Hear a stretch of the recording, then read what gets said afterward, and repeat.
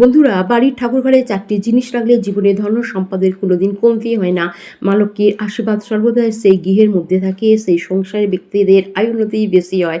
জানার আগে মা লক্ষ্মীর ভক্তরা একটি সাবস্ক্রাইব করুন, লাইক করুন।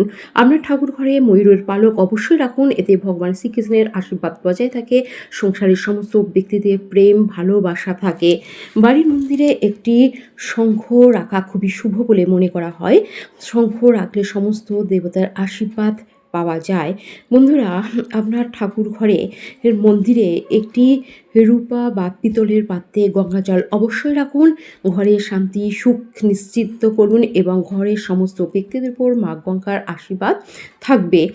বাস্তুশাস্ত্র অনুসারে বাঁশি রাখলে ঘরে লক্ষ্মী দেবী অধিষ্ঠিত হন। ঠাকুর ঘরে অবশ্যই একটি বাঁশি রাখুন। বাঁশি রাখলে দেবী লক্ষ্মী ও থাকবেন। লক্ষ্মী হচ্ছেন শ্রীহরির অর্ধাঙ্গিনী।